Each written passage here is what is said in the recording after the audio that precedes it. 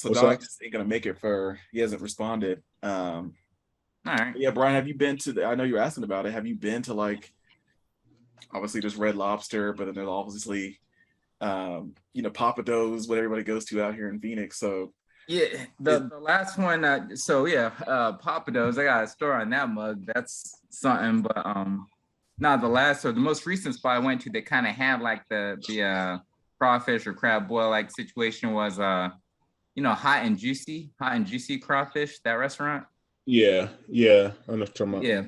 Um, my brother-in-law, like he took the family out there or whatever, and so everybody got there like a bag of everything, all those different items, and that's where I was kind of like weirded out. Like I'm like, dang, it's just like a trash bag full of whatever, and you're just gonna grab it and eat. Like it's weird to me.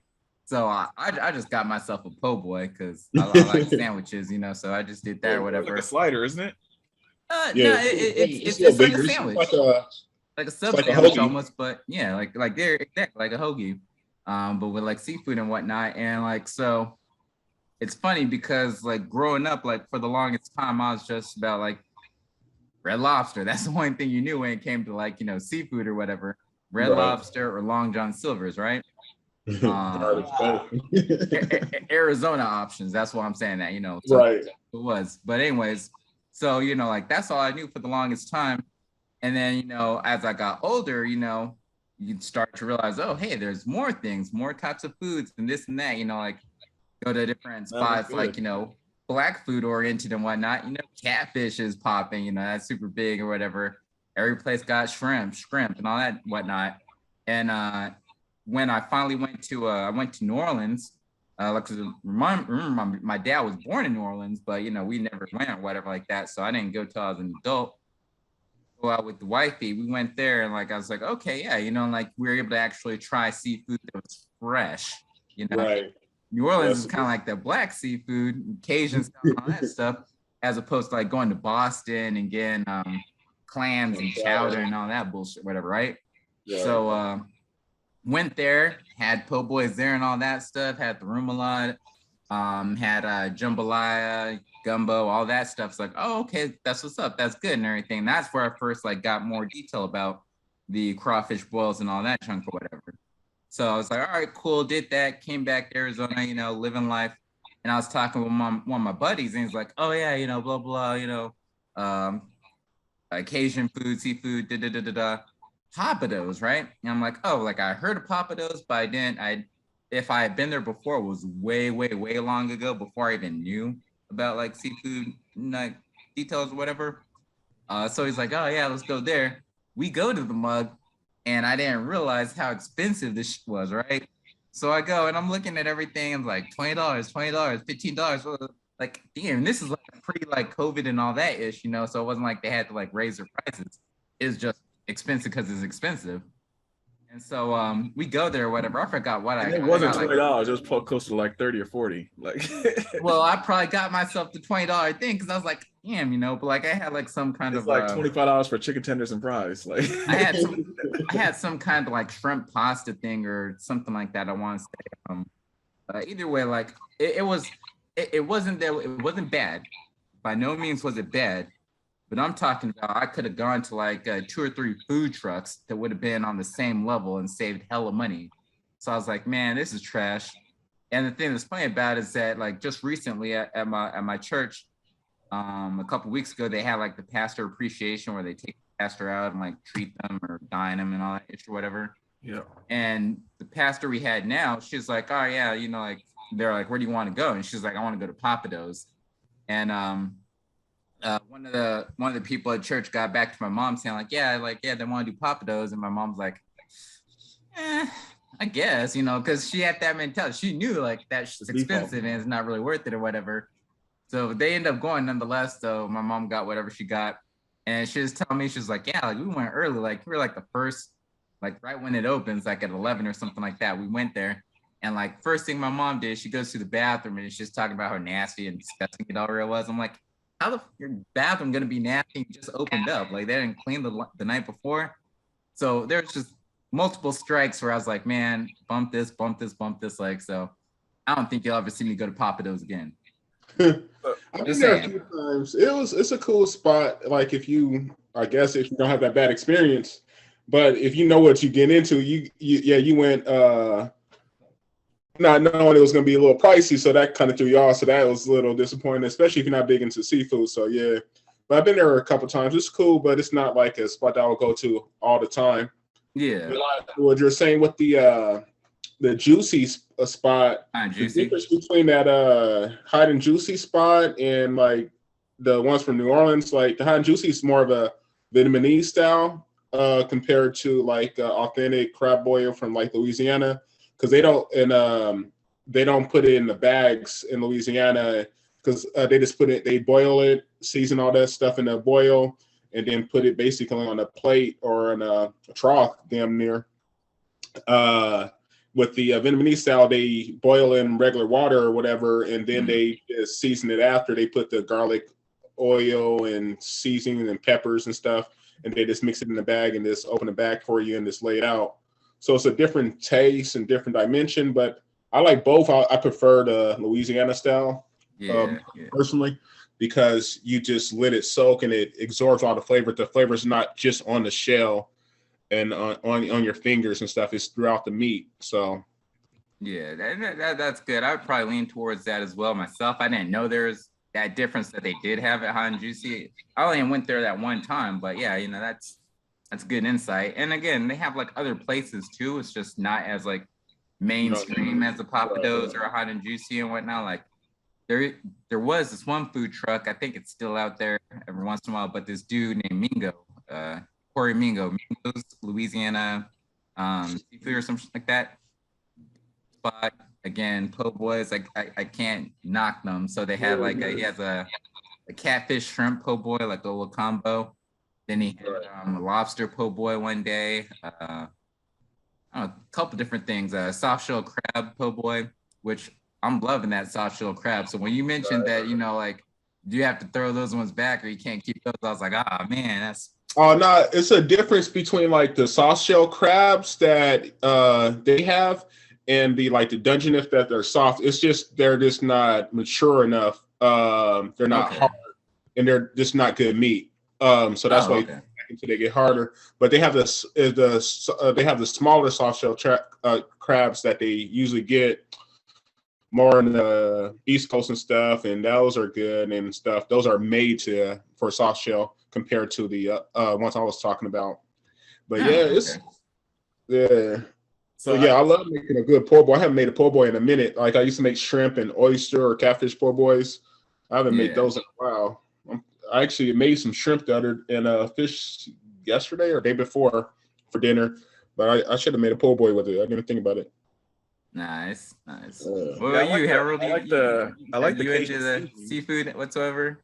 I like the seasoning of it. I like the flavoring of that. I like doing that on almost any type of dish, but seafood's never really been my thing. I think part of it, and it's funny that you brought up Papados, but most seafood has like a hard outer shell. It has almost more outer than it does inner. So there's like less actual functional meat to it that you get, and you feel like you paid a lot for the weight of something and never got the actual fill. And so it's more about the presentation of it. It's more about like supposedly fine dining and having an elevated status of being elite, more than it is about actually tasting it and enjoying it and feeling like you had got your money's worth. So when you talk about Papados, I feel like they a lot of times take it out of the shell and they give you just the meat and they give you an abundance of it, but it's just fried everything. And that's why black people, I think, like it, is because everything is deep fried. They got a crust, a coating on everything. And it's just like, if you want to just plain naked version, oh yes, we have that little like, lighter style. We do have that for those people that are trying to watch their weight, but the majority of people that walk in or waddle in are going for the fried, popcorn shrimp and the fried catfish and the fried, tilapia and fried mahi and fried swordfish and fried. It's like, geez. So and that's why I say you gotta every once in a while, that's cool, but you going every weekend or after church every Sunday and stuff, like, nah, I'm cool. But like I said, once in a blue moon, like I only been to Papados, like I said, maybe a dozen times or whatever. And I lived out there, 11 years, but so I didn't go all the time. But you know, when you go, it's cool to try certain things. But yeah, I know people that try to eat that stuff on the regular, and that's why, like I said, all these people have health issues out here in America. But yeah, that's why I usually like cooking it myself and stuff, and I don't fry a lot. I rather grill it or smoke it or just sear it, little black sear salmon or something. That's what I was actually thinking about doing for dinner tonight. So we'll see how that works. So you asking about the Lupe. I got the little I see both of them. Yep. Artwork. Right. We'll get your first take, Harold, and we'll go from there. Shoot, my take. Well, for now, my take is this is album of the year. It's definitely the one I had the most playtime of. I probably listened to it countless, probably 20 times now because it's a short listen, maybe 40 minutes. But just every track, even including the set and the stage with the intro poet song, like it's dope to me. I like the different sounds he gives us. I definitely like the wordplay and the lyrics and just the depth of all the things he's talking about. There's so many metaphors I don't get, a lot of which, drill music in Zion is supposed to be a play on the Matrix. And I always thought the Matrix in itself was super convoluted, but he likes playing with that, watching movies and trying to, account that to the Black experience. So I do love the material, the source material and everything. But yeah, I mean, my favorite song off of it is Between Naomi and Seattle. Right. Those just like have that jazzy background. And again, you can just listen over and over and over and over. I even made my own version of it. So I do have the album downloaded, but I also created my own edited version so I can listen to it with the kids in the car. It doesn't have that much cussing in it to begin with. True. I'm actually coming up with an edited version for like the 4 songs out of the 10 that have a few words. It was worth it so that I could play it whenever, without having to, even if I'm making meals, we'll put it on the little like Google Home and I'll have it playing and I don't have to worry about turning it down because it's gonna have the bleep. But it's legit. I love it and it's all I could ask for. And it was a surprise that he was able to do this in 3 days because it's polished and super 3 days, 72 hours. I was like, really though? He said he was trying to do it in 24. He was trying to do it in 24, but he said that he dang near killed himself trying to do it. And then he did. He grabbed a beat from Soundtrack, one of his producers has worked for the longest, and then he would write the lyrics to it. Even though he doesn't really write, he kind of like records, goes back, adds onto it, records, goes back, and it's kind of like just what sounds right and what goes with this topic at the same time. And so he did all that and took like 3 hours a song. And so just 3 hours, boom, signed, sealed, delivered. And it just, that's ridiculous. So to go through all that, it's amazing to me. So 100%. Agreed 100%. Everything you said. Like, just to do that in 3 days, I was like, wow. And just like I said, same album of the year for me, 100%. And just the material, just the lyrics, just the depth. Like some things, like I probably listen. I got it on the hard drive of my car too. So it's like I put it on the hard drive. So if I'm not listening to the phone or like Spotify or whatever, that's like the first thing that plays as soon as I get in the car. So I probably listen to it 15, 20 times already too, because it is a short list. And that's the only thing I will say that sucks about the album is like at the end you're like, wait, it's over already? Wait, what? Like, dude, are you serious? Like that last track is a good ending. Like a lot of times they just off or fade out and you're like, but yeah. Then it goes back to that poem, and I was like, "Wait, hold on. Is there another poem?" I'm like, no, it's the song's over. You playing the CD over? I'm like, dude, that's killing me. But yeah, like I like that Naomi. I like the Seattle. I like the last track. I like the that Kiosk track is dope. That Precious Things is dope. Like just the concept of like I didn't even hear it at first. Like it took me like 2 or 3 times to realize like the whole album was about hands. Did you get that aspect of it? No. Like listen to it again, knowing what I just told you. Like listen to it and listen to the lyrics. He starts off. He's like, don't bite the hand that feeds. And then he was like, the thing that can choke you. He's like, they used to get clapping for us, used to snapping poets. Now they talking about putting your hands to your face, like slashing throats. Like the whole track is about. Then he's like, now we don't even use it to write anymore. Like the whole everything is about his hands and stuff. How they were precious things, and now they went to his aspect of just bad things and stuff. It's just like, yeah, listen to that again, knowing that, and you'd be like, oh wow, what, really? But yeah. Interesting. What about you, Brian? I don't have Don for the backup support here, but I'm gonna have to try to side with him. And one, I really don't be doing like album of the year things too often because I always get my dates mixed up as far as when things come out, and I don't think I've listened to enough music to even be able to have a concise decision. Really? But gun to my head at the moment, I'd have to side with Don. What Don said last time, Kendrick being album of the year, because that's a flip flop for you. Well, and that's what I acknowledged it last time, saying like, yeah, like my bad, Don. Like, I do gotta like agree. Like Kendrick, after listening to it, like on rotation a whole bunch on that road trip, I was like, this is deep. I do like the beats now and everything of that nature. And I gotta stick with that. Like, I still find myself from time to time going back and playing a couple tracks from that. Whereas with Lupe, the drill music Zion or whatever, like I listened to that one like again, since it's short, like one time, like almost like like driving home from work or something like that. Like I listened dang near the whole thing basically. One time driving home from work. Do you feel like you gave that an honest effort one time? Huh? Do you think do you feel like that one time is giving it an honest effort? What I'm saying is I did no. Hear me out. Let me finish, Kanye. No, like I listened to it the one time when I was driving home from work. Then I listened to it over a weekend, and there was a couple plays, and like it wasn't like listening to it front to back, but I listened to it, then do whatever, listen to a little more, and like track after track. Precious things like Quincy said, that one likely is my favorite. If not that, then it'd probably be Kiosk.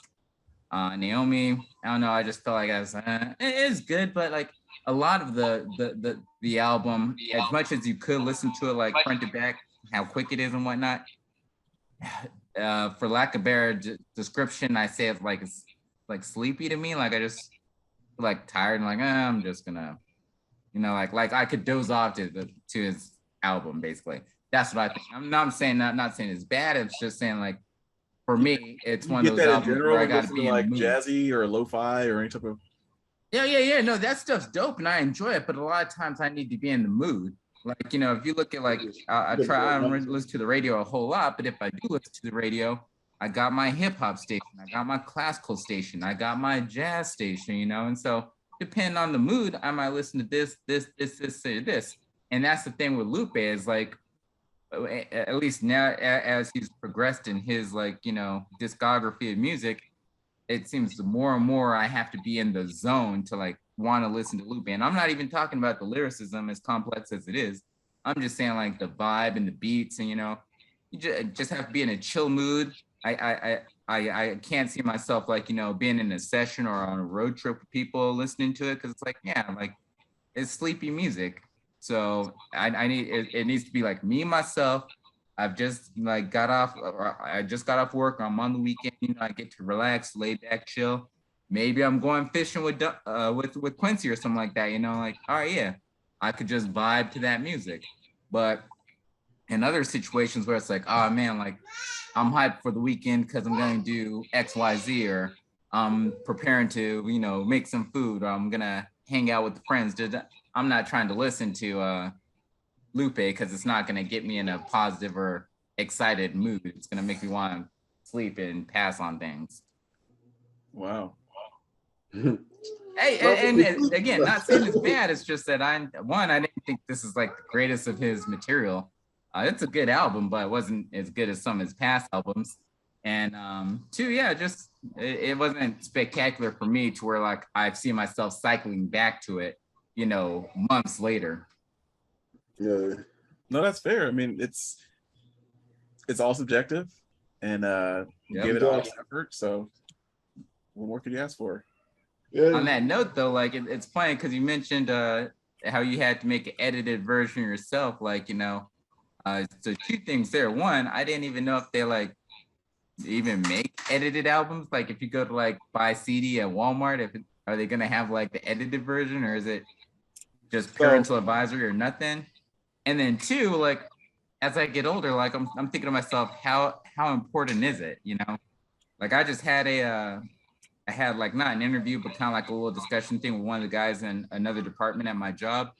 And so we're doing the Zoom thing, like seeing one another like on screen, and we're in a work environment. So I'm thinking it'd be professional. So okay, yeah, we're just gonna speak professionally. But he was like throwing like MF out there and BS, and they're just, I wasn't cussing up a storm, but just freely like saying whatever we wanted to say. And I'm thinking like, dang, like, is that where we're at now? Like people just like let fly.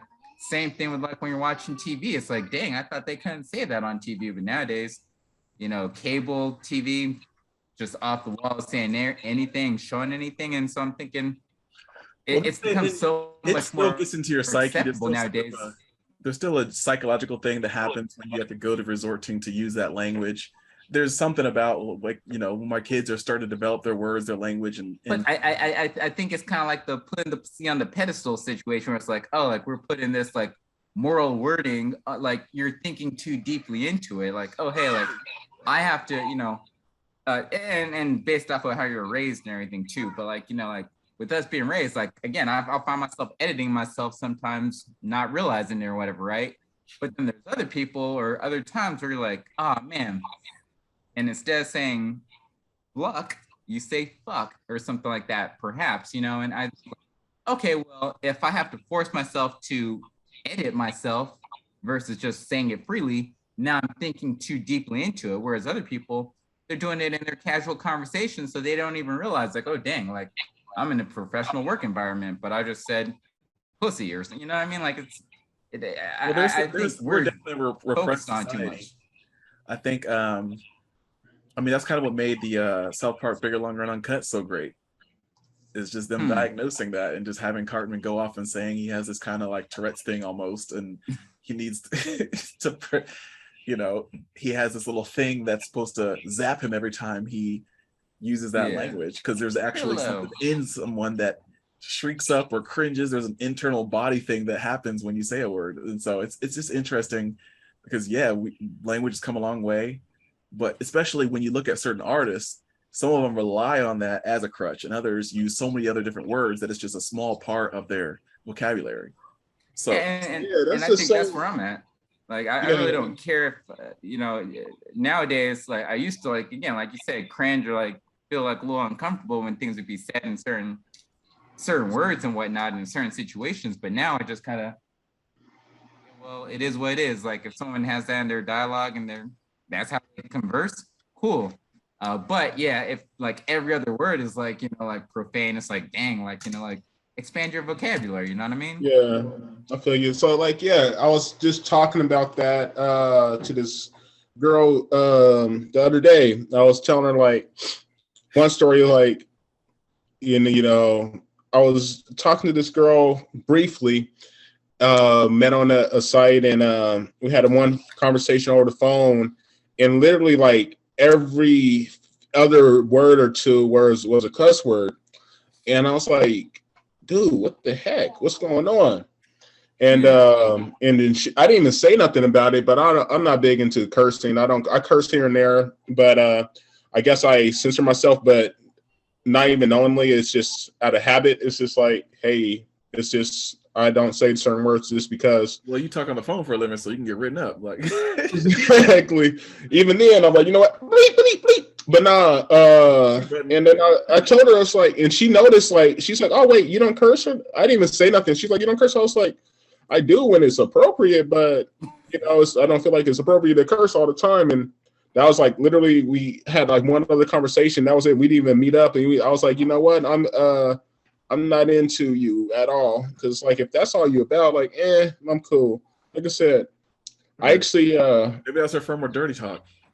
I'm like, nah, I'm cool. Yeah. It's just unnecessary when you can't even have a normal conversation without cursing like a dozen times and like saying like I went to how was your day? And you cuss like 20 times and just telling me a paragraph, like that's unnecessary. Yeah, how's a And conversation gonna go when you're like in mixed company with kids and all that stuff around? exactly. And like with yeah, Will Smith, I don't need a cuss in my records to sell records. Well, I do, so but yeah. but yeah, it's just I don't know. But like I'm the same. Like with when the kids were in the car, I 90% of my music anyway was like R&B anyway, so it wasn't a big deal.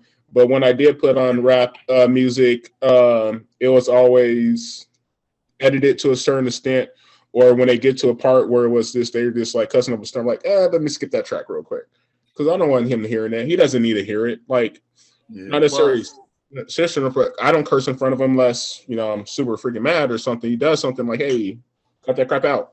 But still, I don't curse. Like, and I was telling this girl this story the other day too. It's like even with my mom, like I grew up not even cursing in front of my mom. So I'm 39 years old. My mom probably only heard me curse like maybe 3 times my whole life or whatever. Because I don't like, dude, it's just respect thing. Even when I back in the day, remember, like I used to have people over, like you remember Harold, Jason, Eric, and all them. I used to have them over a few times, and one time we're just like hanging out, all grubbing and eating, and so Eric I think said that like a customer. My mom came downstairs because I made dinner for everybody, and he just said, this conversation, but he just said a cuss word. I was like, hey, watch your mouth in front of my mom. And my mom was like, no, it's okay. I was like, Mom, no, it's not. I told him, like, dude, watch your mouth in front of my mom. Like you said, it's a respect thing, definitely. Yeah. And that makes sense to me. And I think a lot of it, though, is how we were raised, how we grew up. Obviously, like profanity wasn't as rampant and vivid or exposed as it is now, as far as all over the place. Everybody on the social media, everybody's different as far as how they talk and how they're raised, etc.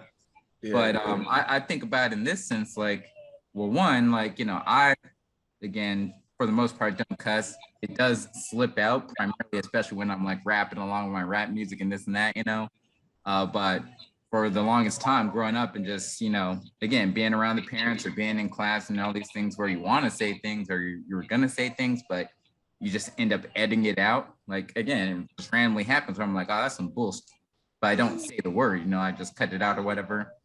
But what I did notice, though, is that, like, whether it is watching social media or watching kids here and there, like, you got people cussing, like, that are, again, of younger age, to which you think, like, oh, yeah, you shouldn't be talking like that or whatever, but no one bats an eye. So I'm thinking, like, oh, so is it just me that's, like, getting offended by this, or do other people get offended, or, like, how big of an issue or how big of a deal is it, Now, that's not to say I'm not trying to, or I'm, like, free reign with it, just letting, like, cuss words fly all over the place when my kids are around. But if I'm listening to, like, a Lupe Fiasco, for example, which will have a couple of cuss words, sprinkled in the mix, yeah, I'm probably just going to continue to let it play for my kids because, one, they're young enough to where now they're not grasping that, all the words.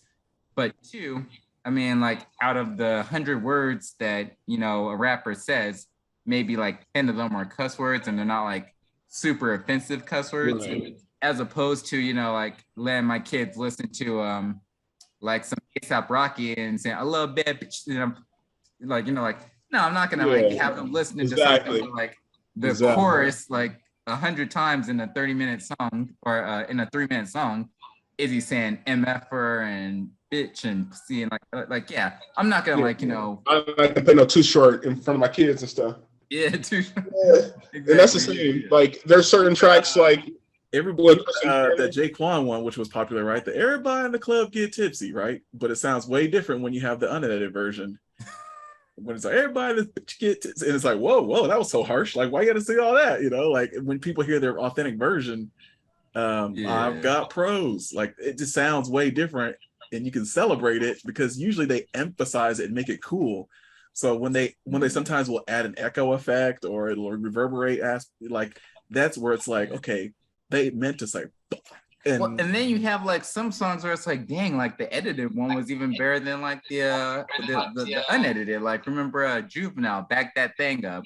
There's something dope about Back That Thing Up versus Back That Ass Up. Like, I mean, it's still the same song or whatever, but like that thing, like it just seems cooler to say thing for at least to me at the time. Right. I mean, regardless, it's a classic song, so I'm gonna listen to it edited or unedited, but I just remember it more so as the edited version. So to answer your question though, too, with sorry, Chrissy, what were you saying? No, let's go ahead, dude. No, I was just gonna say I was just having a similar conversation. Like I forgot what track it was. Like we were listening to it on Pandora or something like that, and I heard the unedited version. I was like, dude, I don't even remember none of this words and stuff. Then I just remember the unedited one. It was so much better. And this, like all this cursing, like, dude, this is crazy. I didn't realize they said this much. And but yeah, I forgot what track it was. I'm trying to remember. But go ahead. What were you about to say, man? Yeah, I was just checking. I have over 164 clean albums downloaded. There's like a difference between clean and then obviously edited, right? Because some of them are like just taking the cuss word and flipping it. Other times they're talking about, I'm gonna slay her and put it in. And like that ain't a bad word, but you're just also emphasizing things that ain't like. So there's stuff like that. But like I think part of it is Spotify has its own filter, but you can only find it on the desktop app. It's hard to get to from the mobile app. YouTube Music has it, but you can't do it from the search. You have to use it by turning on like the age filters. And again, saying like, oh, all this, but then it blocks all sorts of things. So you're blocking, you can't even watch any music videos. You can't watch any other content that might be seen as parental advisory because you blocked out curse words. And so it's like, well, what if I just want to be an adult and look up clean music? Do I have to put on the kids filter? Like some of these things aren't really tailor made for that, but I have found a lot of the stuff either on YouTube, there's certain channels that I find where people will just create radio versions of it, or they'll actually do the manual editing themselves. And a lot of people use Audacity. That's what I use, and where I just load it in there, and then either reverse the song, and so it goes ask that or up, and it does all the like.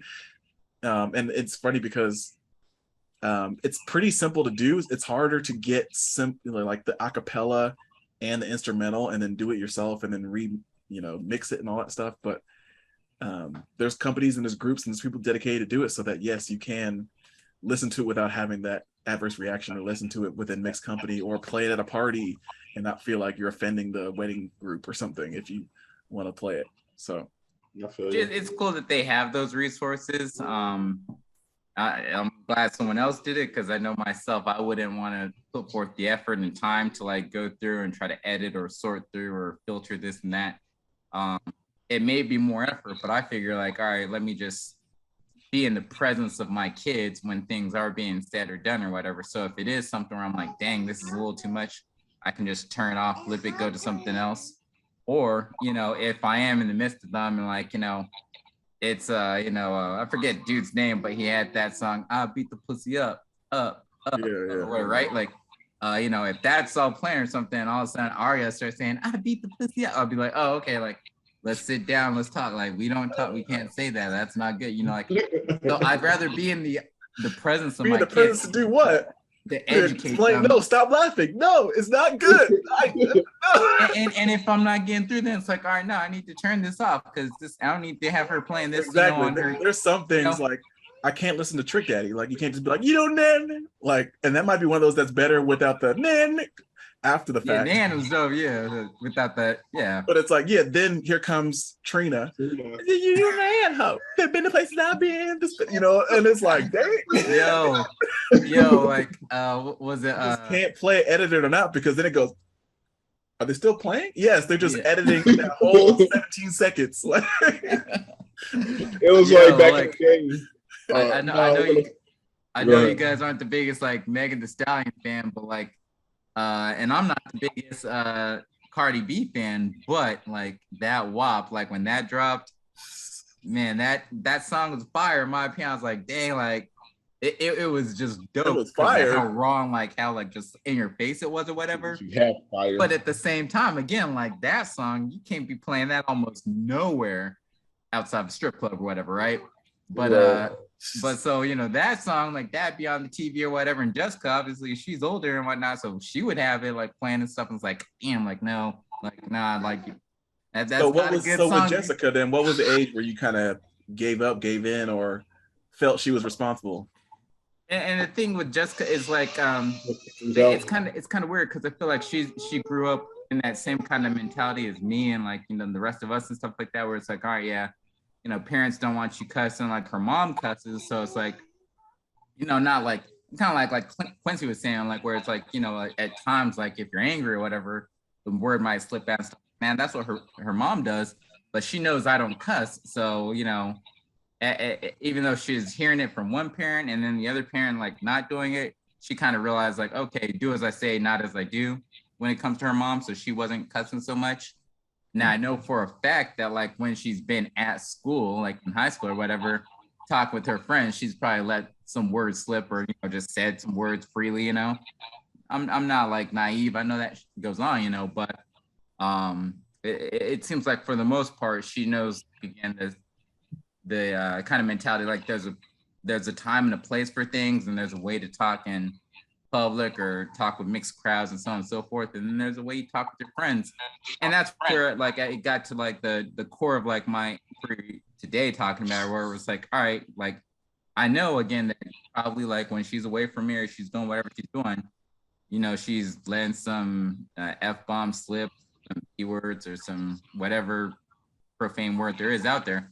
So knowing that she's probably said that before and she'll probably do it again, do I really need to put forth my effort to be like, dang, like I need to punish you. Don't do this, don't do that, don't talk that way. It's like, I mean, again, when she's in my presence and the presence of other people and stuff like that, she talks like a normal person without, you know, using profane words. And, you know, she's been an upstanding citizen, I believe, up to this point. So, you know, 17 years of age, like I'm not gonna, you know, like, I feel like there's other things I should be worried about. I'd be more worried about her, like, you know, like giving it up, like, you know, and like going raw dog or just doing drugs or doing all sorts of ish. I'd rather be more concerned with that as opposed to like what verbally is coming out of her mouth at this point.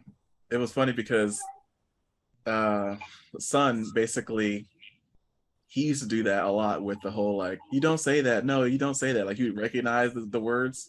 So like when we're watching a movie or something like that, you're like, you know, you don't say that. But he would say like, you don't say some I'm a bit, right? But it's like, they didn't say it like that, but you said it like, you know, classic Bernie Mac, and it just sounds funny. So it sounds like you're laughing at him trying to describe it. You don't say something I'm like, no, you don't. You're right. But my littlest one, my 1-year-old, he's like starting to like get into like the talking like thing or like, you know, just saying gibberish and whatever now. And like one of the things that he'll do is he'll be like, "Bih," and so like "bih," like it sounds like he's saying like bitch or whatever, right? And so Chanel got a kick out of it, and so like I went ahead and I spliced together a little video. What? And blow the whistle, the Too Short, and it's like, "What's my favorite word?" And it cuts to him, and he's like, "Bih." Like, so it's funny, like, you know, it's cute when you got them at that little age and they're like saying something or it sounds like they cuss or whatever, you know, but corrupt. Obviously you don't want them to get into that routine of like, oh, I can say this word and it's cool. Like they laugh at it, like, yeah, you know, but so it's kind of like a thin line situation. Yeah, it's a thin line. That's what I used to a certain extent, I disliked about, especially when you see those videos and stuff like that, where the parents are just like encouraging them and laughing them when, oh, you're cute, your little 3-year-old, 4-year-old, it's so cute. Look at her cursing and look at this and that, acting like she's adult, acting like, but when she's like 14, 15, she's gonna freaking keep doing that and wonder why these little 12-year-olds is pregnant and stuff. Why? And like, because I understand like, hey, cute things, but don't encourage it, because especially with the girls is like acting like they freaking grown and like shaking their head and like, dude, no, that's not cute, that's not cool. You it's cute right now, but when she's cussing you out when she's 16 years old and not coming home, you're gonna be looking at that video when she was 3 years old and like, hey, that's the reason. But just so influencing it or like, you know, like I said, every once in a while, like, hey, cool, laugh, but at the end, like, because he he said something once, and you know, sometimes you laugh or whatever, but then at the end, you're like, you know, he's like, nope, it's not funny, dude. Stop. Like, make sure he knows serious, and make sure he can do it again.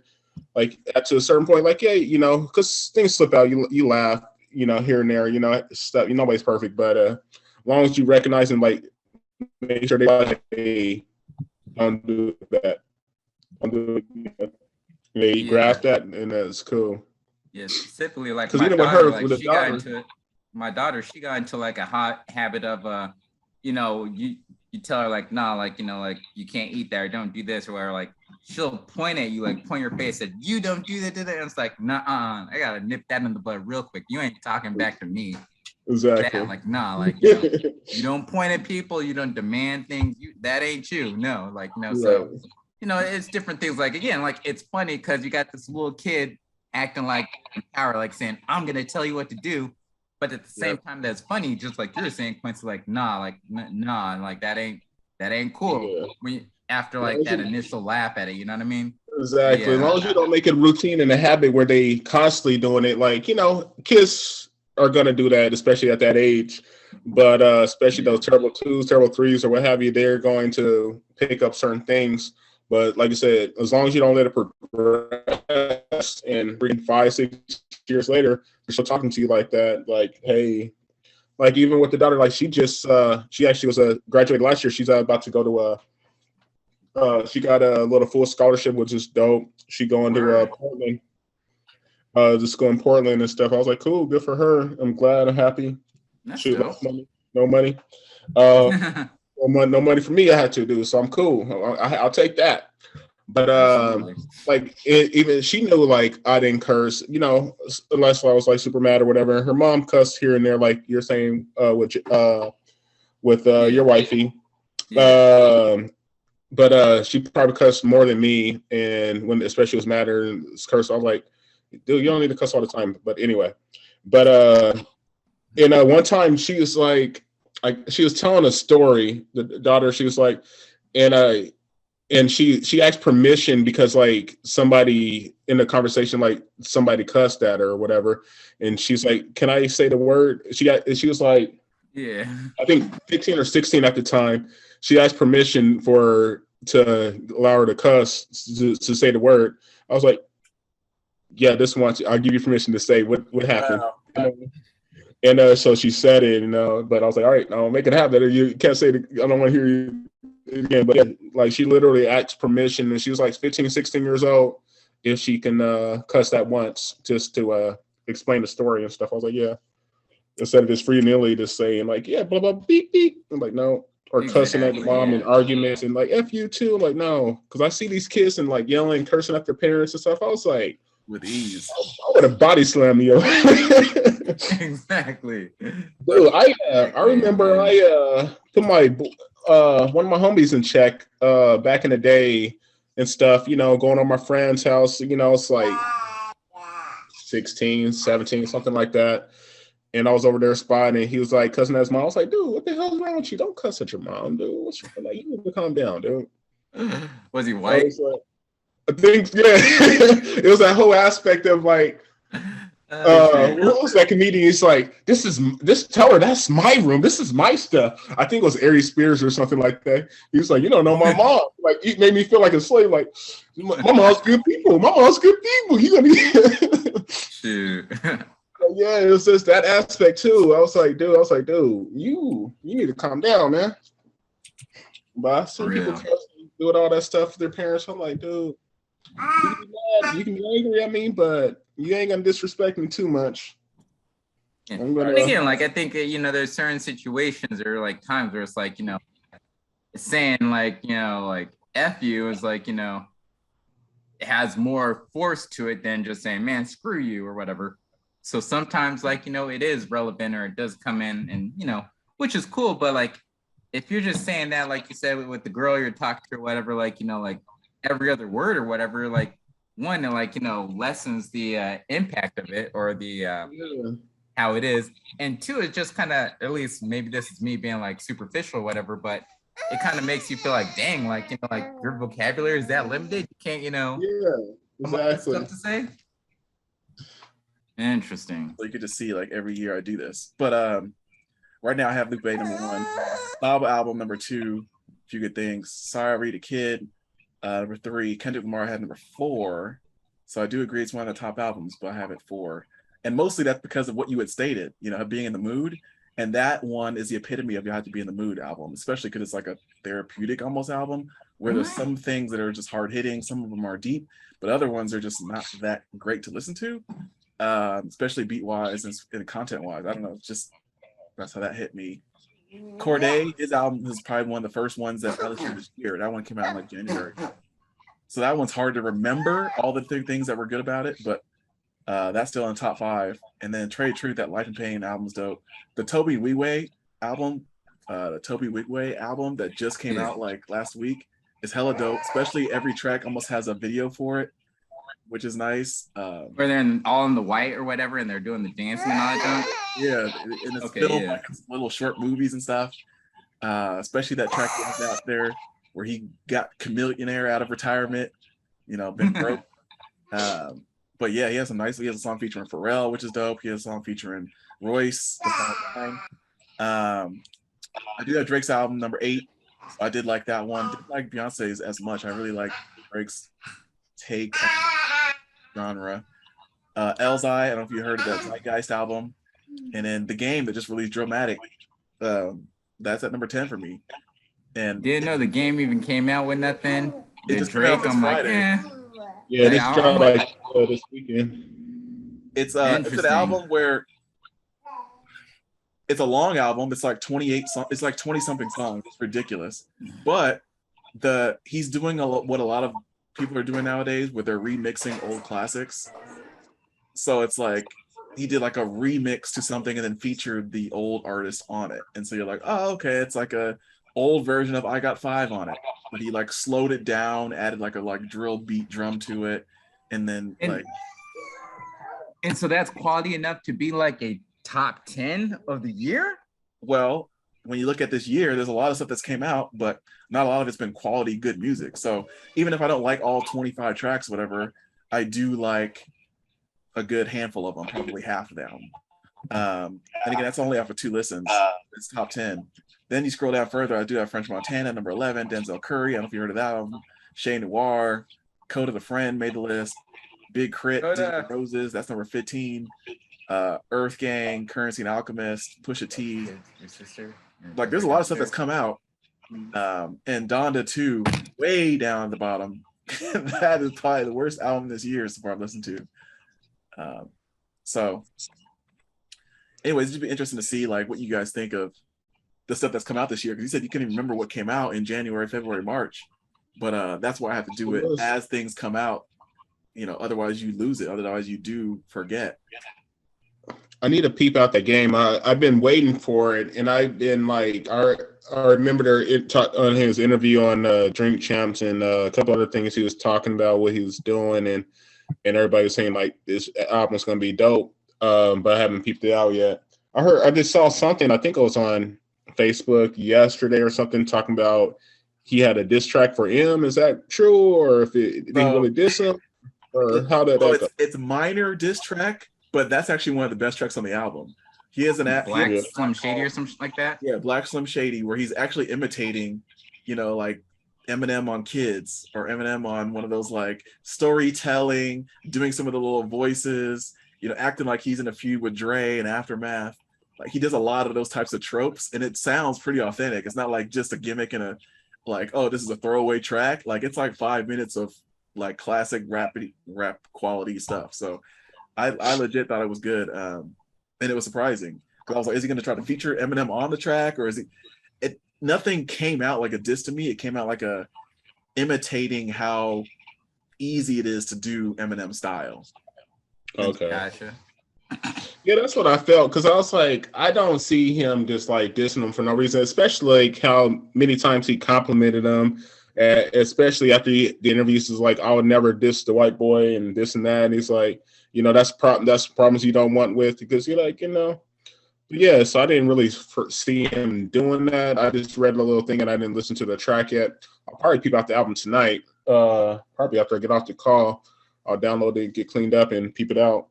Spotify. That just reminds me that I was about to say Spotify monetize dollars worth with monetize. Yeah, that Lupe, like, dude, he just throwing some things in there. I was Yeah, like, and I listened to the Tobe. I didn't realize that he had a new album. I knew that he had like tracks and stuff like that because like the music videos, like you're saying, I saw those. And I do want to get more into his music or whatever because it seems like it's something I could vibe with. Game, like I knew a game diss track and stuff like that. I didn't bother listening or even checking into an album or whatever because as cool as Game was, like again, maybe it's just me and music always. Like past tense was. I think like I just need to be in the mood for certain music, and Game would be one of those dudes. And I also got turned off on Game because for the longest time, like it seemed like every single track he'd have would just name drop, name drop, name drop, name drop, name drop. And a lot of times it's like Quincy was saying, where it's like, all right, yeah, you know, not white boy, you're not. He's not dissing dudes. He's just name dropping them just for the sake of name dropping. And it's like, all right, I get it. Like, you know, you're a rapper, so you know Cube, you know Dre, you know this person, you know that. I'm like, it wasn't good content to me. But more importantly, or specifically, like, and dude, I don't think it's like albums or whatever, but like, I've been really deep into La Russell, a dude from Vallejo, California, like. And he has like underground like, you know, EPs and little like mixes and snippets and all that stuff, like going back to like 2018 and stuff. And so like every day I'm getting like more new tracks from him, just like going to YouTube or on Instagram or wherever else. And it's like, oh dang, I didn't hear this one, I didn't hear this. And like the majority of his stuff is like a 2-minute song with like one verse or something like that, you know what I mean? So it's not like really like in-depth album like stuff, but everything that I heard of him has been fire. So I'm like, yeah, like I'm getting more into La Russell, into that West Coast deep dive. I will say that that Vince Staples that came out, that was probably his best album he's put out. Oh, okay. Ramona Park broke my heart or whatever. Yeah. That was a dope one. I enjoyed it. More than the self-titled album, I want to say. But I listened to it a couple times and kind of left it at that. I didn't like, you know, really go deeper. Yeah, I know that's kind of strange because I am a decent Vince Staples fan, I'd assume, but I don't know. This one just didn't hit for me, or maybe I've just kind of I haven't been that big into like the rap hip hop like thing right now as far as music. It's been more so trying to get a little more into R&B, and I didn't listen to the Beyonce because it just seemed like it wasn't gonna. Like up-tempo dance music, like, so I wasn't interested in that so much. But yeah, like trying to get into the R&B and then jazz, trying to get much more deeper into that because it's more relaxing, you know, and it's therapeutic. And are you saying you listen to like Black Radio 3 or like the Robert Glasper Experience? Like, are you into that style of jazz, or are you into like actual contemporary jazz, or you know, the hip hop jazz in between? Like, what's your I'd say I'm more so into hip hop jazz per se, but again, it's more so just time. Sometimes I do want that contemporary or just, you know, straight like instrumental, like listening to that, just like going random where you don't know where it's going, but it's just like that same mellow mood. Well, yeah, it's meant to be improvised almost. You just have exactly like improvisation music, exactly, you know, but it's something about it just makes you feel like, oh, this is good, like it's relaxing. I could, you know, it's almost like it helps me be on vacation even though I'm not on vacation, you know what I mean? Like, so it's like an escape. Different mindset. Yeah, it puts you in a different mindset. That's what good music is supposed to do. So it's supposed to just transform you into somewhere else. That's why I like some good jazz too. That's why I think that Lupe is.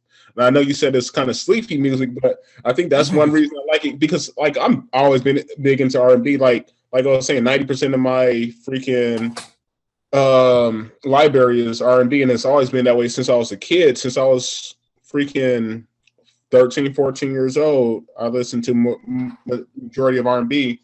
Like the majority of albums that I copped back in the day were R&B. But then just listen to them, and from freaking Alicia to Anthony to music, Soul Child to freaking all like Case. I can go on and on, and it's just crazy. Then, like I said, this newer era, listening to some of these artists are still cool. Like I said, I didn't peep out that Beyonce because honestly, I've never been a big fan of her anyway. I know it hurt some feelings when people love Beyonce, but I never really did. Coming after you.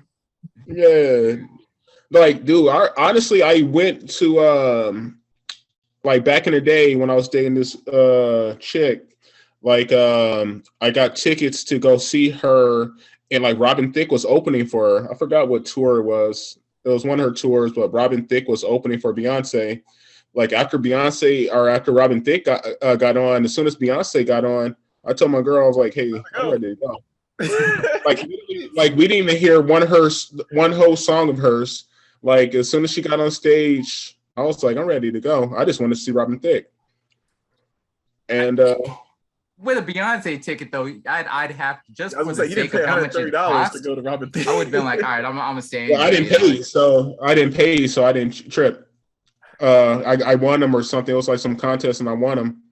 So, but if I paid like money, I would have stayed for the whole concert, just because like I paid. I ain't gonna waste money. But yeah, she liked Beyonce, but she didn't really care too much either way. So we just did our things and dipped out. That was Harold. That was Yada. Back in the day. That's crazy because usually, when you go, you have to kind of have that agreement with the person you're going with, and you just surprise it on them. Be like, oh, by the way, we're only staying for the opening act. They'd be like, wait, what? I kind of told her because usually a lot of times the opening act might be 20-30 minutes, and then they have the main person be on there for like 2 hours. So that's also like you barely scratch the surface. Well, she was cool with it because I told her and she knew I didn't like Beyonce from just normal conversation. We talked about her before. She knew I wasn't really into her. And she knew I liked Robin Thicke, and that was like when he first dropped his first album or whatever. So that first album was dope. And then we just, like I said, went somewhere else, did our adult timing, and did our thing. And so it was cool. So was it bad because it was Beyonce and all her like extra that she provides, or was it bad because the lights drop, she walks out, and all of a sudden you hear a million girls go, ah! And it's just like, oh, where am I? Let me get out of here. Like, it wasn't even none of that, really. It was just Beyonce, period. Like, I knew going in, I wasn't going to stay for the whole thing. I knew I wasn't going to stay for Beyonce because, like I said, her voice, she's cool. She's, singer, like, blah, blah, blah. She's a dope entertainer. She's famous. But realistically, like, when you just listen to pure voice, not like what she done, her acolytes, her catalog, her voice is blah. There's so many better female, like Kelly Rowland sings better than her. Like, so you can't tell me like Kelly is not better than Beyonce as far as vocally. She's better. Like, Alicia's better. Tamia was better. A freaking Deborah Cox is better. Like, there's so many female artists. When you say better though, do you mean like it sounds smooth, like they have a great voice, or do you mean like they have a range where they can go high, low, they can like play with the scale? Like, what do you combination of all of it? So, and my big thing is this too, because I was having a conversation with somebody else before. Like, as far as the voice and what you can do with the voice, instead of just trying to hit one note and just trying to over sing it like she does a lot. I like just what they singing about also. Like, what they're singing about is something that I want to hear, that I want to listen to. Like, Beyonce songs, for the most part, doesn't resonate with me. Like, I can listen to a whole Alicia Keys album, and every track I'm feeling I can relate to. I can relate to Falling. I can relate to Butterflies. I can relate to every track. Like, Beyonce, I can't Bills, or, To the Left, and this and that. Like, you're singing for an audience. You're singing for these depressed Black females or whatever. It's like a Tyler Perry. Like, I don't like Tyler Perry flicks because he caters towards a certain genre.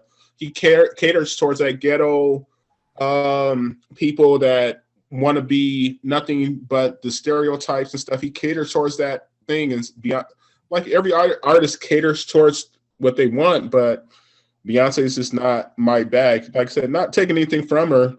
Yeah. She's a millionaire, billionaire. She deserves everything she did, but I'm just not buying her stuff. Yeah, like I like Lemonade, and that's pretty much it. Like, it's like, all right, whatever, you know, like, Yeah. and even that one was like catering to an extent, like, you know, like the theme of that one, pandering in comparison to some of the other albums that she's done, whatever. But. Like, she got a cool voice. Like, there's a track the one track that I actually liked first was it's funny because it was actually the track with Justin Timberlake. It's like, what is it called? To the End of Time or something like that.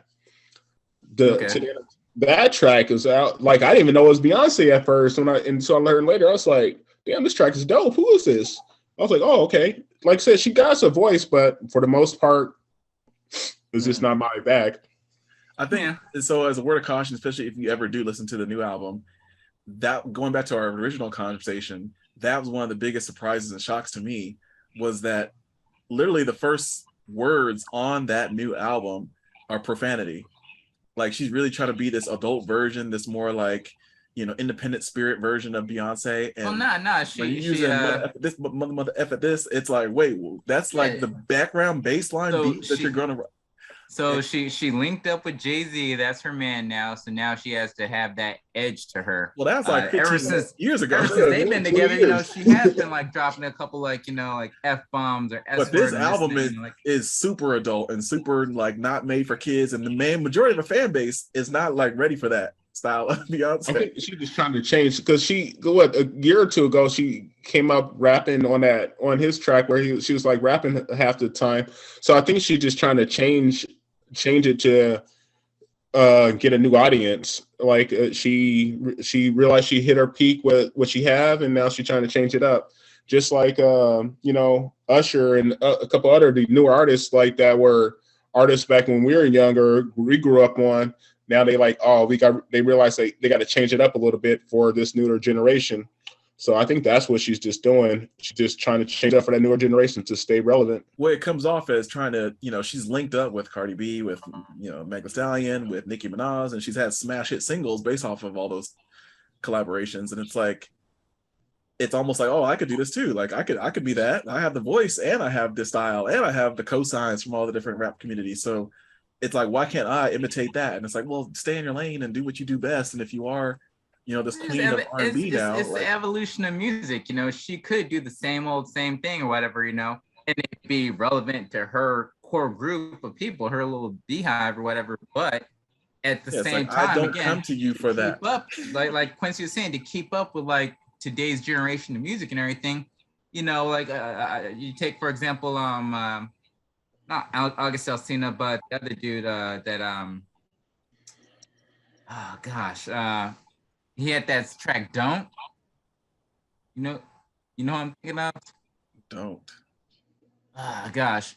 It's some dude or whatever, but like it's like, all right, yeah, you know, like you listen to R&B like years ago, and then you listen to R&B now, like this dude, I forget his name, but like he had this song that was Don't, and it's like, oh dang, this is a good lovemaking song or whatever. And you listen to the lyricism about it, and it used to be like, oh yeah, girl, let me take you out, caress you, have a good night, and now it's like, it's very nice and smooth, but it's like, I just want to fuck you and get you in the bed and tap that, like, yeah, it's like, the 504 really, boys. You ain't gotta say too much. Exactly, something like that, you know, where it's like, damn, like it used to be like, oh yeah, you know, I want to treat you good, and then like, you know, innuendo wise, well, you know what's gonna happen at the end. Now it's just like, nah, like the date and all that, let's just get down and get busy, and like you're just having a song just describing that or whatever. And that's kind of the same thing like Beyonce and all these other artists, where it's like, okay, yeah, you know, you used to have nice lovey-dovey songs, or, you know, like relationship wise, now she's trying to be more grimy, more edgy and stuff, because that's the way music is today. So I agree that, yeah, she's just kind of flipped the script. But you're now saying that she's a follower, not a trendsetter. No. It's if she stuck with the music she had before, then she wouldn't be doing this or whatever. And in order for her to stay relevant, she had to evolve. Okay, I do have to get a little more grimy, a little more raw, rugged, hard with my music. And that's what she did. I'm not saying it's a good thing or a bad thing. I'm saying that's what she did, though. That's where we're seeing the transition. I think most people would argue that, you know, she was signed to a label or she had a lot of people that were depending on her. And now this is the independent her. This is the version of her that's her truest self because she has nobody. She has to, like, what are you going to talk crap to a billionaire for? Like, they can do whatever. They're not beholden to anybody. They don't need the money. They're just doing this as like a passion project for fun. So in many ways, people are saying, no, this is who she really, if she could, would be like, because all the other stuff was pandering to a label or doing what sold. And this is, I'm not buying that. I'm not buying that at all. And at least for Beyonce. And the reason I'm not buying it for Beyonce is because you look at her in all these interviews and when she's on TV or movies or whatever it is, you know, her character isn't that character, you know, like from Lemonade or that character, like you just said in this album, cussing like the first, you know, blah, blah, blah. She's not cussing on a regular, you know, like she's having regular conversations. Same thing with Jay-Z too. Like a whole bunch of these people, I'm not saying they're fake, but they're also not like their real, true, natural selves or whatever. No, you didn't make this album and make it the way you made it because you just did it for the fuck of it. No, you made this album because you know you make this album this way, it's gonna sell out because people are gonna buy it because you're Beyonce, because you're whoever you are. Like, so yeah, is she realer now than she was before when she's doing all the pop, you know, MTV like top number one whatever? Maybe this is more of her, but it certainly isn't her real natural self. Like, get the fuck out of here with that nonsense. Nah. Yeah, it's just people are always gonna find a reason to give people a cop out. Like, oh, this is her true self. This is who she was. Like, oh no, now she can do this. You know, she's not following the trend. It's just a cop out. Like, hey, good for her. Do your thing. Make your money. Get a new audience. Get another meal. Hey, I'm not gonna hate. I'm not hating on you, but hey, I'm still not gonna. Like it. Well, I watched this meeting didn't go viral as like three black dudes like bashing Beyonce and we're gonna have the beehive coming after us or whatever. Right. Like, you know, hey, disclaimer, just our opinion, you know, like it's all. Yeah, just like Trick said, like ask the question. She can't sing. She can sing, but she can't sing. Like, exactly. And again, right. It's not that she can't. It's just there are better people that aren't getting as much due, as much respect, as much acknowledgement. You know, and that's the negative about it. You know, and that's the thing. It's just because who she is, how she looks, and everything else. It's like, hey, you can't. Like, hey, you made your money. You did your thing. I'm not gonna say you. If I was in their position, I'll do the same thing. Shoot, I'm not gonna hate. So one other thing I was thinking about with regarding the music conversation was about collaborations. I sent you guys that link to the Do or Die featuring Twista, Hotel Room, which like the album is not great, but that track and a few others are classic versions of Do or Die, which has always been one of my favorite groups. So I didn't care about the Do or Die part, but when it gets to Twista's part, like in the end, I'm like, all right, yeah, that's dope because again, I like Twista, but I didn't listen to the track. I actually saw the music video because they had a music video. Really? Like, all right, like, and I was like, dang. I think it was like on World Star or something. That's what I'm saying. It looks like still like low budget, where it's like, dang, like they just like rented a hotel, got a couple of girls that don't even look that good, and you know, just a couple of dark scenes, clip, whatever. I will say sometimes the music video can enhance your liking to a song, and especially with that the Toby Wingway, him having like actual narratives that go along with each that you like thought it's well more thought out than just sitting in a studio writing some stuff and making words rhyme. So like but one of the things that made me think of is like so now it seems like there's artists featuring another artist, and it's just like I'm gonna do my little 2 minutes and then you do your 1 minute and then somebody else will do their 2 minutes and then hook and it's over, you know. And it's like, or nowadays 2 minute song you might get 2 verses and then it's over. Whereas like I remember the days where it used to be you have the classic like back and forth actual collaborations where maybe it's because they were in the studio or maybe it was just like they had that kind of rapport, but you would get that Styles and Jada where they would almost like finish each other's sentences. They would roll off of each other's like punchlines. Like you would have the even Puff Daddy and Mace, like where they were actually vibing off of each other and it was a collaboration and not just a artist featuring another artist. Like I'm gonna do my thing and then you hop on and do your thing. And so like one of my favorite ones is actually the Luda featuring Twista, Freaky Things. Like I don't know if you remember that track, but like just the way they were just like throwing alley-oops through that whole track. Like one of the things that makes that song so legendary to me is just like how, well it was put together. Well, speaking of collaborations and whatnot, and then going back to Puff Daddy, did you see that collab with King Combs, like Puff Daddy's kid, and Kodak Black? That Can't Stop, Won't Stop. No, but I have heard a couple King Cum songs I like. I won't say I'm a fan of his, but I'm definitely not a Kodak Black.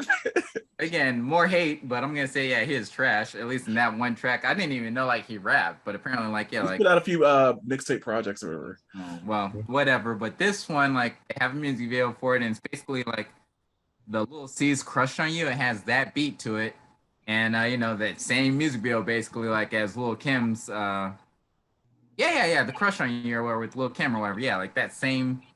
Basically the same music video, but it just has like Kodak Black and she's a Combs. Yeah, it's goofy, like, but it's a catchy song because the first song was catchy, but I'm listening to it like, oh yeah, okay, yeah, Kodak Black, his rap's dope, but King Combs is just saying like the same like insert filler rap like lyrics that any other rapper could say, so it's nothing special. I just thought that was funny because how do you accept Kodak Black? Is it just that he has the antics that like are funny? Like, I don't get what the appeal of his persona, whatever he tries to play. Like the biggest compliment I can give to Kodak Black is he sounded decent and didn't mess up Kendrick's album. No, like I forget who said it. I think it was like Lil Duval or something. Somebody saying like, yeah, like like he's on the same level as Kendrick, but because he comes from the South and he has that kind of like twang or whatever in his voice and like whatnot, it doesn't sound as as good or as clear and concise or whatever, but and then when we're talking, and then the other day when we're talking and Don was saying like, oh yeah, I actually like Kodak, I'm listening to him, I'm like, oh, okay, so I'm like, all right, let me give him a little more of a shot. Definitely it's not something where I listen to him on a regular rotation, but yeah, if you get past the voice and like the mumble rap kind of sound of his voice, he does say some things like, okay, I can get where he's saying that. Oh, that makes sense. And it's not just complete nonsense that he's rapping, at least. No, I was going to say when I forgot to send it the other day, I just sent it right now. When you sent that Do or Die one, did you see that the Locks Terminator just did like a new joint? Yeah. I haven't heard it yet, but I saw it going on the timeline. Yeah. Yeah, it's actually pretty clean. And I was like, and it looked like you're saying this like the old school of like the Do or Die one. It's just like low budget, like someone filming in a hallway of the studio and just doing that. I was like, dude, you really went old school, low budget with this like a freaking a camcorder and this. I had no director on this joint, but it was still like they were dropping little bars and stuff. I was like, dude, that's cool. Let me peep that out. I heard that. Music aside, like, have you guys been checking out any movies? Like, any of you guys see that Nope movie? I haven't seen that yet. I haven't seen it yet. No. Nah. Don't tell me you watched the movie spoiler. Well, I watched the movie spoiler, but I did it after I saw the movie because it is a movie like I had the anticipation leaning into like, oh yeah, I want to see this movie. Watched the movie. I got my opinions of it, and then it's like, all right, well, let me like read the movie spoiler, just like read through like everything that did happen in the movie and see how they phrase it in their own words or whatever. And like, I got opinions about it. It wasn't like my favorite. So I'm curious to see what you guys will say after you guys check it out. But there's that. Outside of that, also, since it is still like, COVID streaming times, things of that nature, a lot of movies are coming out on just like on the streaming channels and whatnot. What about that Prey, that Predator movie? Do you guys see that? I was actually starting to watch it last night. Then my homie hit me up, so I ended up leaving. But I ended up seeing like the first 5 minutes, so I didn't really see it. Continue to watch it. That one is like out of that whole series of Predator, or Predator, Alien, Predator, all that junk.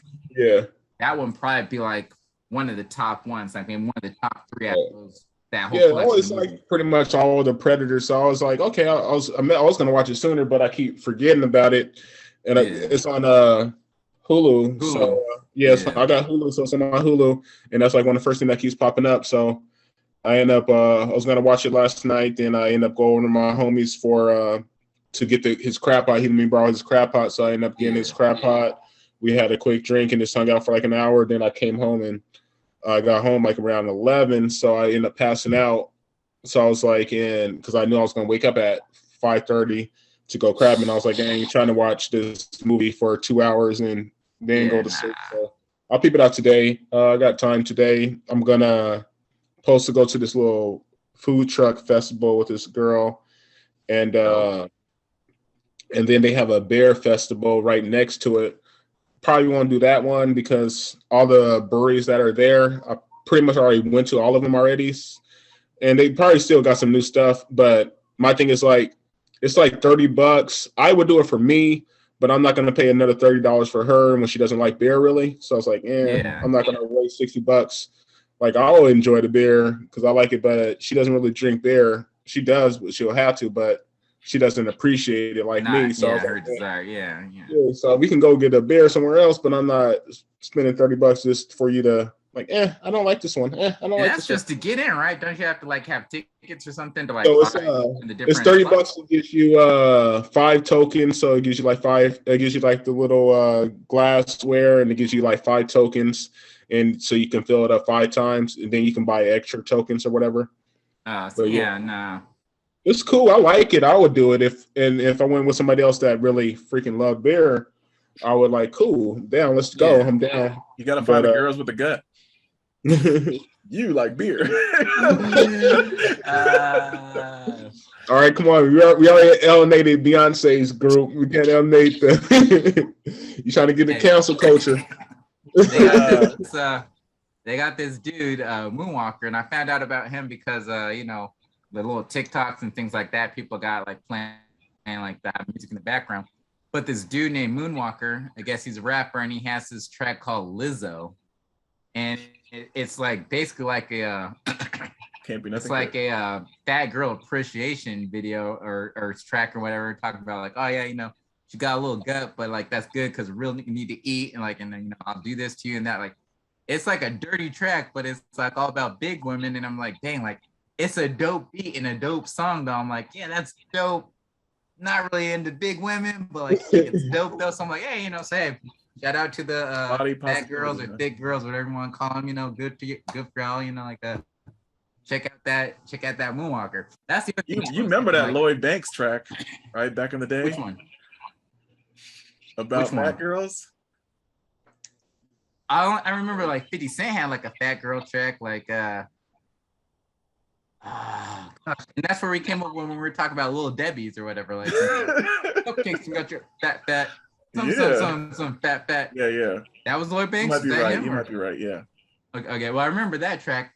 And then there's one that had like LL Cool J and a couple other people or whatever. Like I think. But that was different. Like Fatty. It was fatty girl, yeah. Or whatever. Like that was more the PHAT-ish. True, exactly. It's slightly different, but nonetheless, fun. The one I will say that I haven't watched a lot of movies that were recently that came out. Some of them I saw are kind of been lagging behind. So like I recently started that Everywhere Everything All at Once, whatever it's called. Oh, and that one is strange. Like again, everybody's into this multiverse, megaverse type stuff, trying to create multiple things happening at the same time. It's just very convoluted. But I'm only halfway through that movie. But we did watch Elvis. And again, the problem with most of these movies, like Quincy was just stating, is that like every major movie, theatrical release, whatever that comes out is over 2 hours. It's like 2 hours and 20 minutes, 2 hours and 30 minutes. Like Jurassic World was like that. Elvis is like that. Doctor Strange is like that. It's like, but Elvis, it was not bad, but there's a couple things and issues I have with it. I don't know if you guys ended up checking it out. I have no affection whatsoever to Elvis. Really? Like I'm one of those black people that was like, oh yeah, he stole black music, so F him. Like it's like, yeah, bump him. Then I found out too, like old dude got with like his wife or whatever when she was like damn near 12. And it's like, all right, so he's a pedophile. We're gonna go ahead and praise him, but people are gonna hate on R. Kelly. So yeah, like bump Elvis. I don't care about him. The movie, and I won't spoil much for you, but I will say, Tom Hanks is in it and he plays like the manager that screws over the artist, just like how every story goes. But the weird thing about it is, usually you watch these movies and it's like you either care about the music or you don't, or you have to try to find an appreciation for it. And I think for most of the Elvis songs, I was familiar with them. And generally I'd be like, it sounds dated, it sounds old, it's done through that like old listening to a AM radio thing. But the way you see it perform, like the isolating each instrument and having it like play, it like gets you hyped for like, oh, okay, I like when they play it live versus like hearing it through some, studio recording. So like Yeah. all those have like that positive, like hearing Bohemian Rhapsody live, hearing, you know, when they did the, what was it, the Elton John. Elton John, yeah, with Rocket Man. Mhm. But with this movie, it's weird because usually they have some like life impacting story that then made them come up with a song, like Aretha Franklin coming up with R.E.S.P.E.C.T. or something, right? Like there's something that happened that made you come up with your hit. But the only thing that Elvis could do is like, oh, I remember when I was in this church and I stole this from such and such. Oh, I remember I was rubbing shoulders with BB King and I stole this from such and such. Oh, I remember I was around Little Richard and I stole this. So it's like all of these were like memories of him, like you said, being around Black people and being like, now I'm inspired to come up with this track. But it's more of like that as opposed to just like, oh, I had an experience and now that made me think deeply and come up with and write this thing. Because they didn't show him as a writer, they didn't show him as a producer, they didn't show him as like a, fantastic musician. They just showed him as like an artist that was like the Great White Hope at the time. And so like it was a lot truer to form that way, but it doesn't give you that joy of seeing how you came up with Hound Dog. It's like, no, you came up with it because you stole it from such and such. So that was like the weird thing that was missing from that movie. And it's kind of like, oh, well, it is what it is. But it wasn't terrible. It was better than I thought it was going to be. So you didn't have those Ray Charles moments and stuff. That just like no Ray Charles, but they had plenty of other artists. They had Mahalia Jackson. They had BB King in it. They had. That's what I heard. I heard they actually showed the fact that to a certain extent that how he was inspired by Black. How he's basically stole everything, but they said it without saying it. Well, and so my wife has a different opinion, basically saying that it wasn't that he stole it per se. It's hard to say, again, the way that they showcased it, but it was more like when you are Eminem and you actually grow up part of the culture, grow up in Detroit, like that's all that's around you. You're just using what's around you versus kind of like, no, you're appropriating the culture and you're supposed to stay to this lane. So it's like his lane he thought was shaking his hips, doing certain dances and playing R&B and not strumming a guitar, sitting there and playing country. So it's like they wanted him to pick this box, but he. No, go ahead. My bad. No, I was gonna say there's a difference between appropriating culture, like you said, M or freaking what's his name, Bruno Mars, or those are certain artists that are how they always said John B, that plays Black music, but we know for a fact that he actually stole stuff. Like if the movie didn't show it, but we know for a fact that like, oh, this artist had this song, but we're gonna play it first. We're gonna actually hit the radio. We're gonna do this. So, and we stole this actually whole song that he made, the whole beats, to everything. We know that he did that. We know a lot of white artists did that back in that time frame. They just stole it from people because hey, you only the Black artists was only getting radio or weren't getting radio play, or they were only getting in certain communities, but hey, you're mainstream, so as soon as they sing it, like, hey, that joke, it's like what the comedians were saying, like the jokes, like, oh, you said the joke on stage, but you got that from me, like, but now everybody thinks that's your joke. And I think it also it depends on like like the vibe check. If the people like F with you with it, then like okay, you're cool with it and whatnot, and by that I mean like. It's not like Eminem just jumped on and all of a sudden like he's this pop star, like he first, was like, okay, he's in hip hop and like, the hip hop rap community was down with him and stuff like that. Just like, again, John B is the Black community, R&B, everything, everybody listening to him and stuff. And so if you're in the culture, not stealing from or appropriating the culture, but you're in it to where you have the support of that community, and whatnot, then you elevated Eminem because you're white, so you can appeal to like other audiences. But it wasn't like you just jumped out and like you're trying to be like a Limp Bizkit or a Korn or whatever, like a rap rock Kid Rock. Like no, you were like in the hip hop community. You know what I mean? And so I don't know about Elvis, but I don't think Elvis was like catering to like the black people and coming up like making black music for black people, but he was that bridge of let me take this black music and bring it to this white mass, So because he didn't have that backing, the vibe of things black people kind of stealing. Well, one of the things that they portray, because from that time era, the time era is as much as a piece as like the story, and it's like what you're saying of him, his close inner circle seemed to be okay with it, and it's like if you want to pay it forward and like say, hey, I'm giving credit to this person or whatever, more power to you. But it wasn't like people were so gung-ho about patenting this and I need the credits and the rights, and like they weren't so tight knit and I need to get money and this is my thing and you are not supposed to do this. It's like, hey, if we're singing a song at church, nobody owns the song that you're singing. You're just singing that in reverence to God or in a hymnal. Like nobody owns the rights to that track. So it's like to them, these are just songs we sing or songs we hum or things that we felt, but nothing that anybody can make claims over. So he was just singing it as a cover person, a cover band artist, and just happened to be the one that came up. And so they attribute the song to him, but it's not like he stole it because nobody really claimed music like they do now. Maybe steal is the wrong word. We're not saying that he like legit went in and stole records and stuff from this artist, that artist, and played them himself. Not necessarily did he do that, nor did he intentionally do that. But again, if he's taking it well, I didn't come up with this creatively myself. I got it from this person or whatever.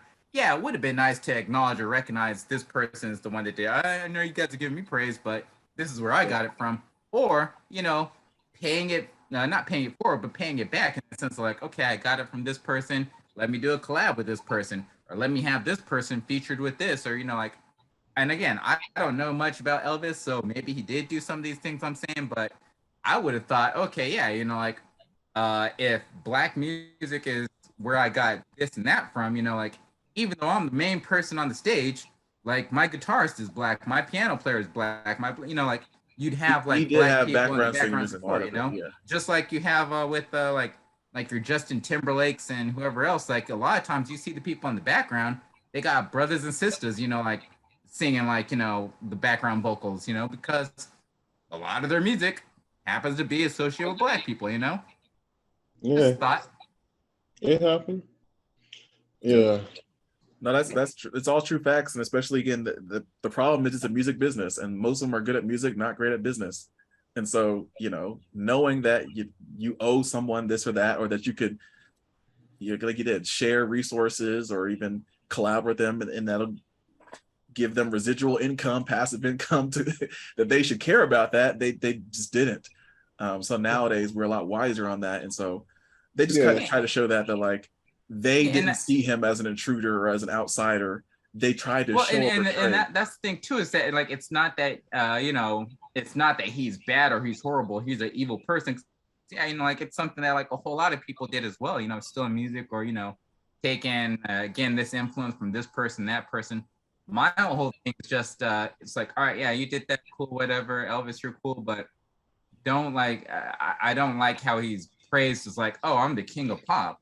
Not that he said that, but how people are putting him on this echelon or whatever. Just when people say oh, it's the greatest comedy, Friends basically living single. So it's all right, yeah, it's oh yeah, Facebook is so great, blah blah. Facebook was MySpace, there's always one thing that leads to another, or cheating, copying, stealing, whatever, But for things to get praised as high as they do for, being overrated somewhat, that's where I'm getting at as far as Elvis. No one can talk to me and say Elvis is the greatest person or musical, blah blah blah. Nah, he's not the greatest because he didn't do it all himself, This is the same conversation to a certain extent we were just having about B. It's just if you hit your peak, you get that right push, then hey, everybody loves you. But there's dozen of artists that didn't get that push that is better than this person, but everybody knows this person because hey, they got radio play, they are in this music video, they're quote unquote sexy, they quote unquote beautiful, or what have you. So they're gonna look towards him cleaner and just quicker. keep prodding that fan base, huh? Yeah. No, it's like I'm saying, you can say that about anybody. Like, shoot, you can say that about any artist that's out there. There's different levels though. Now, again, I can't. It's hard for me to talk so much about Elvis, but going off of what her was saying, it sounds like it's just like, oh, not everything, but pretty much the majority of what he did. It wasn't just him coming up with it. He just took from this person, took from that person, so on and so forth. Beyonce, you know, she has talent, and she just was able to utilize it in the right way. It wasn't like, oh, hey, this girl dances, so I'm gonna steal her dance moves. Oh, this girl has vocals, so I'm gonna steal her vocals. No, like Beyonce had her own dances, her own little vocals. Yeah. No, I'm not saying that she doesn't have none of those things. I'm just saying that other artists, just like Jada was the overrated part. Like she's overrated, or she's dang. There I go now too. But yeah, she's overrated. Like Elvis is overrated, but Elvis, I'm like, dang, he didn't have nothing.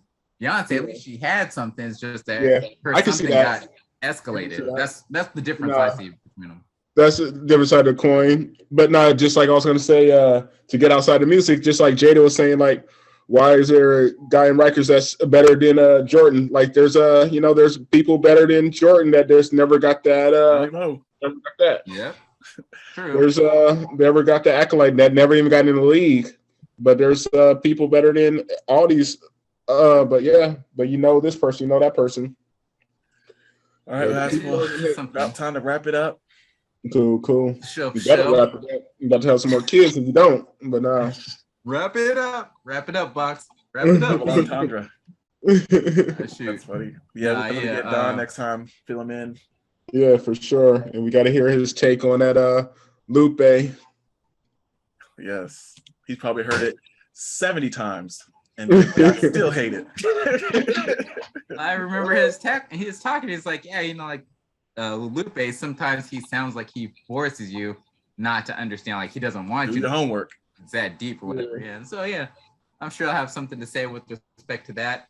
Also want to get into like people's summers, trying to see. I know like summer is like midway through, if not almost already wrapped up, you know, but trying to see like, you know, what people did vacation wise, if you guys are going anywhere, if you have plans.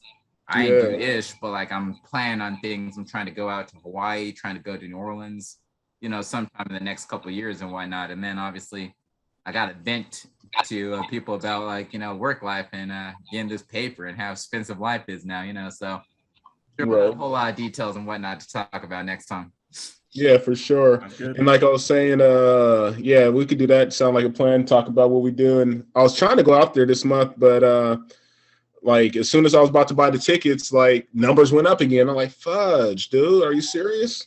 Then they talking about monkeypox and everything else. I'm like, man, y'all killing me with these. But I'm still trying to get out there soon.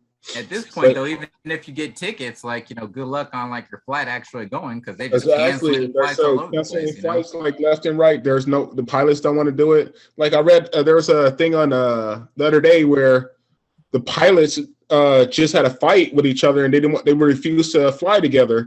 Like the co-pilot and the captain was like, we're not going to fly because we don't like each other. I was like, really? Are you serious? But at the same time, though, like I'd accept that because I mean, like you got multiple lives in your hands. If my pilot's beefing with somebody, I do not. If you're having a bad day, 4 hours next to them. It's like, dude, I don't like 90% of people I work with anyway. Like, dude, get over it. But good point. But both of y'all listen to that Precious Things after I told you the reference. Oh, for the hands, yeah. Like if you know, like pretty much every other chorus, everything he says is like a hand gesture and stuff. I was like, let me know what you think after you know that now. All right, for sure. And the dude I was trying to talk about R&B wise, I was thinking that has that track "Don't," Bryson Tiller. I know you heard Bryson Tiller before. Like, again, he seems like a little more dirty and more thuggish or whatever on his things versus old school like R&B that's all lovey-dovey and whatnot. But that's that. All right, man. Well, I'll let y'all do y'all thing. Y'all have a great rest of the day. Do y'all thing. Stay safe. Enjoy this weekend. All right.